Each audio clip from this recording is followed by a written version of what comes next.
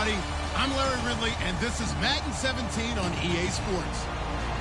Anticipation is mounting for today's game, and we've got two quarterbacks looking to make an impact. It's Ryan's Falcons going up against Roethlisberger's Steelers. So with that, let's get up to Heinz Field in Pittsburgh. On the call, here are Brandon Gaudin and Charles Davis. Right at the convergence of the Three Rivers on Art Rooney Drive, we welcome you to Heinz Field in Pittsburgh, Pennsylvania. Coming up, we've got what should prove to be a good one between the Atlanta Falcons and the Pittsburgh Steelers. On to get us started now, the kicker, Chris Boswell. And we are underway from Heinz Field. This will be fielded at the 8. And he's going to go out of bounds on the return. He won't even get this thing back to the 10-yard line. When you're on the road, the last thing you want to do is make a mistake that brings the crowd into it. Now you're not just battling your opponent, you're battling yourself as well.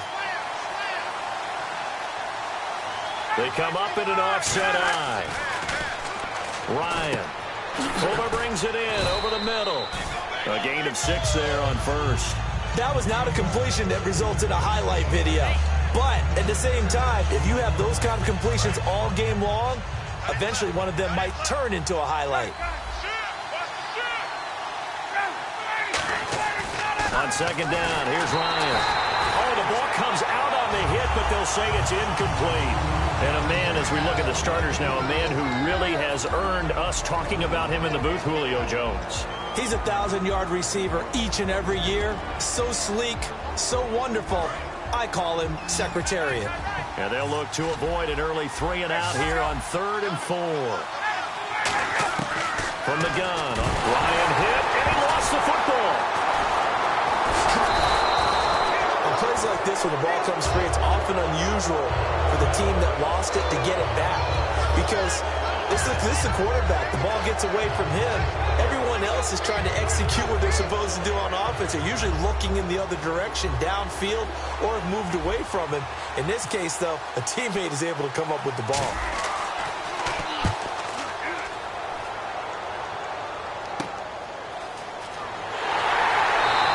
That'll go as a punt of 32 yards. And the Steeler offense, they're set up nicely as they take over.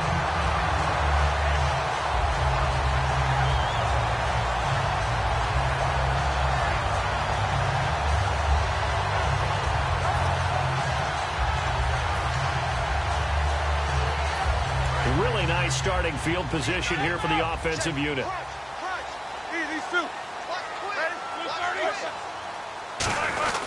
On the give, this is their fullback. And he'll be taken down at the 34. 2 yards on the pickup there. It'll be 2nd and 8.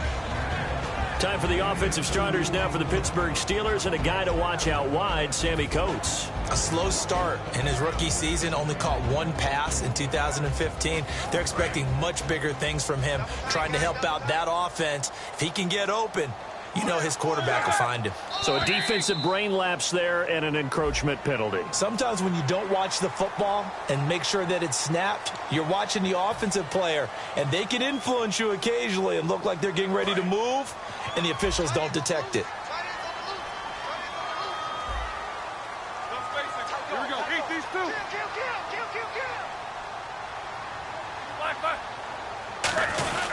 They'll give to the fullback on the dive. And he'll take this down just shy of the 25-yard line. Call it a gain of 3, but not enough to move the sticks. It'll be 3rd and about a foot or 2. And here we go. We get to see the Falcons again on offense, a crew that last year scored 540 points, tied for 8th most all time. But my question is this, such a crushing Super Bowl loss in the offseason, does that set you back big time, or does that fuel and feed you momentum-wise going forward? It should fuel and feed you momentum-wise going forward, partner. That's exactly how it's supposed to react, and that's what you'll see in the Falcons locker room in the entire offseason.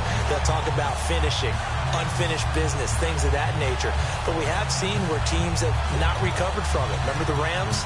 They got to a Super Bowl, got beat by the Patriots, didn't get back there again. The Broncos in 2013, #1 offense, #1 scoring offense. They didn't get back in 2014, but they did in 2015, so you can recover from it. And now whistles and a flag, and I think we got a jump here.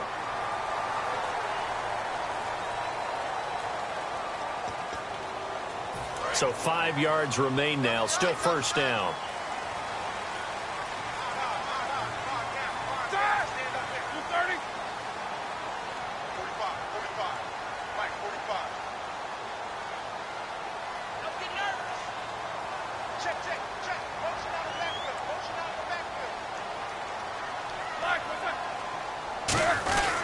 Now Roethlisberger going to hand to Bell, and he'll at least get him inside the red zone here, down to about the 19. In 12 regular season games this last year for Bell, averaging over 150 yards from scrimmage. First 2 games in the playoffs were great, but, you know, getting injured in the final game probably leaves a bad taste in his mouth. Leaves a bad taste. Gives him fuel for the next season, though, because remember, for the last few years, he hasn't been able to play a full season for various reasons. Now, going into next year, imagine those numbers over a 16-game season, and heading into the playoffs, Le'Veon Bell can set new records. The defense won that play so fast that I think if the running back even had time to notice if anyone was there, it was just a blink of an eye, and there was a loss on the play.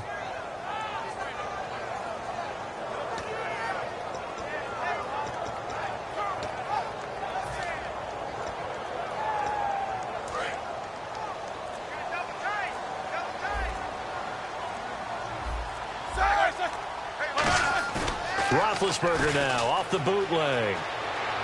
Escaping the pressure right. And able to get this down inside the 15, either the 13 or 14 before he's out of bounds.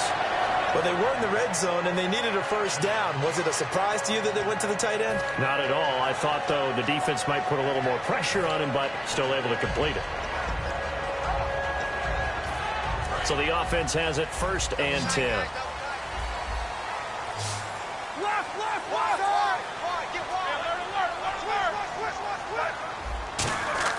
Now Roethlisberger on 1st down. Green's got it over the middle. 7 yards, the pickup on the pitch and catch. Offense walks to the line for play number 7 of the drive. Shift together here from the D-line. Back with Charles Davis, Brandon Gaudin. It's Steeler football to begin quarter number 2.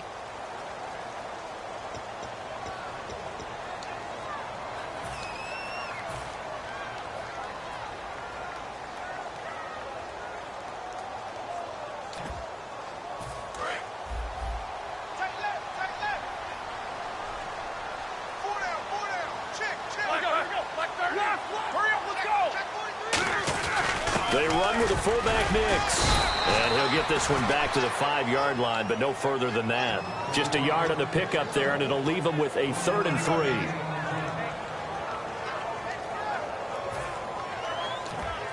The 8th play of the drive coming up.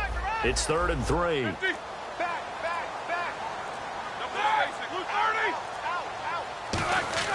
Roethlisberger now to throw on 3rd down. And this is going to be incomplete. Antonio Brown, the intended receiver.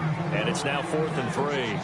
And that was a nice play. He knocked it away, but obviously you want the interception in this situation. You want to take away any chance that they have any decision to make on 4th down. But things happen so quickly in the end zone in this compressed area of the field that you're just happy to knock it away and not allow a touchdown. Yeah, Mike Tomlin going to roll up the sleeves here and say, let's go for it on 4th. 4th down. Here's Roethlisberger. This will be caught at about the 5. Mike Tomlin takes a shot here, but to no avail.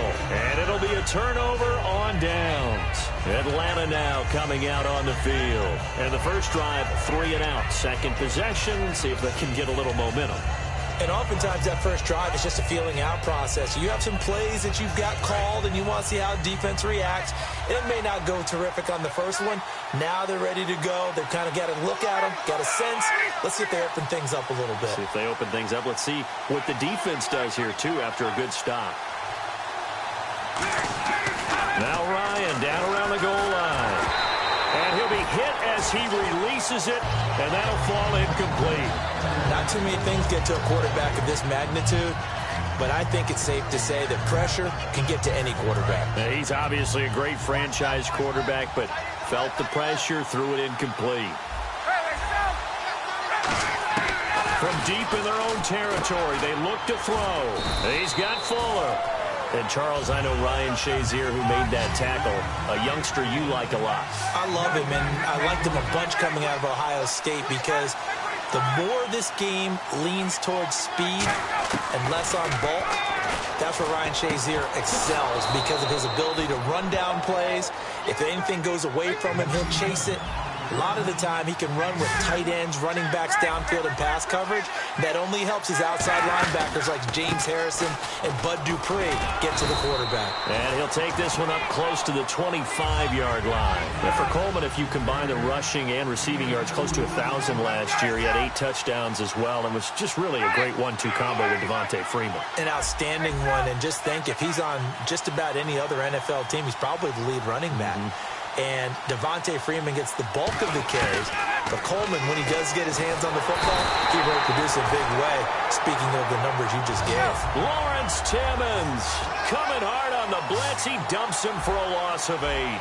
Man, he got in there so quickly, Charles. What could the offense have done to adjust and account for that? But what you're hoping is that you figure out and you see and get a clue that maybe there's going to be some pressure coming at you, and you change the blocking schemes. Maybe you go to max protection. The biggest one is maybe you bring your running back in to try and keep you clean. But in that case, that didn't happen. 0 accountability, and a sack resulted. Now it's Ryan. And he couldn't hang on to it through the contact. Incomplete. We know it's not an easy job to go out and catch passes when people are trying to tackle you and knock the ball away. But the bottom line is, that's a pass he's got to have and a pass he should have caught.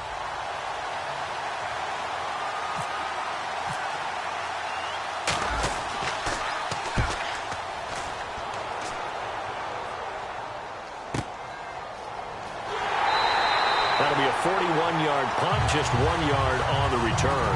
And possession will switch hands, 1st and 10. The Steelers offense now, they head.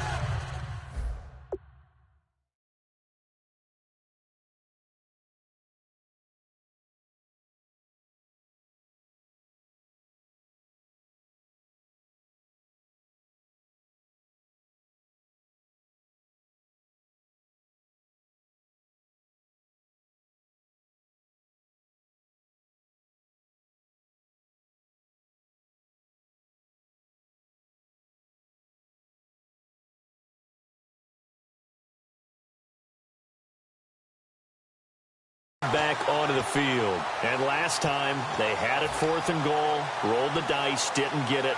Now they've got to put that behind them, try to put together another drive. A simple tip of the cap, a nod of the head to the defense. Congratulations, you got us last time. But you didn't hold us the whole time. We got down to position. We were able to be in position to score. Let's go ahead and attack again. Continue to have that kind of confidence. Not worry about the one play that didn't allow them to get into the end zone. This time they'll be trying to get it into the end zone. We'll see what they do. And there they went crossing route against the zone defense. What do you think of that? Takes real coordination between the passer and the receiver because you've got to read those zones and where the open spots are and be on the same page with the guy throwing the football. Because sometimes you're throwing it in front of the zone. Sometimes you're throwing it between the zones. Looking for Green, and it's intercepted. A great read, and it's picked off. And his crew will take over at their own 45-yard line. Here comes the Falcon offense now as they get set to take over here. And on the last go-around, they really couldn't get anything going. They had to punt from deep inside their own territory, which means they're going to lose the field position battle as a general rule. What they're looking for now is a little more consistency, move the ball at least a few times on offense, get a couple of first downs, and hopefully flip the field. Yeah, just something to build off of. That's what they're looking for here. Over 1,400 yards last year for Jones, just 6 touchdowns, but, you know, of course he had the big 300-yard game. However, when he was blanketed with coverage, he always opens things up for other guys, doesn't he? He does, and that's what's benefited Atlanta's offense. Other guys were able to step up. In 2016, Mohamed Sanu stepped up and had his best year as a pro. Austin Hooper, as a young tight end, really developed down the stretch. And Taylor Gabriel, who had come over as a free agent from Cleveland, he really flourished, actually led the team in touchdown catches. But there's only one Julio Jones, and you want to get the ball to him as much as possible.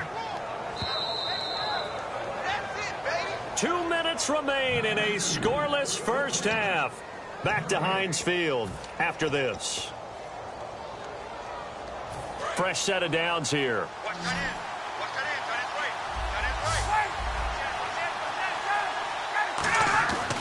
They'll throw on first down with Ryan. The left side completion to Jones. A good pickup there. 8 yards on the first down completion. Offense in a good spot here. 2nd and 2.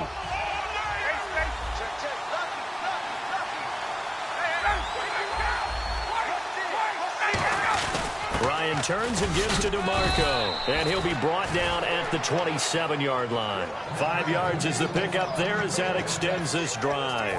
Well, not a lot of flash and dash on that play. 2nd and 2, and they hand it to the big man. And he ends up picking up a first down. A little bit of gray area there, though. But I think what they thought, hey, we hand it to him here. If we come back and don't get it, we still got another down to try and pick it up. They go play rush coming, and he's taken down. Ryan Shazier in there to drop him, and it'll be a loss of about 8. They're going to hurry back to the line now. On 2nd down, here's Ryan.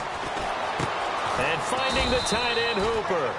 It'll be a pickup of 15 as that'll lead to 3rd down. 7th play of the drive now as they come up on a 3rd and 3. And now the passing game here in the 2nd quarter starting to heat up a little bit. Don't you feel the rhythm starting to happen, right? You see it. Now the confidence is starting to rise. I think now as a play caller, because that has happened, you lean on it a little bit more. You don't go totally away from running the football, but you do say, guess what? We can throw it. Now the Steelers put a stop to the action with a timeout defensively. It's just their first, so they'll have 2 remaining here before we get to halftime. So a field goal try here on 4th down as the Falcons called on Matt Bryant. From the left hash, this from 37. And that is no good. And this will remain a scoreless game. Boy, you sure don't see that too often. I guess you can't really call anything a gimme, but you figure with his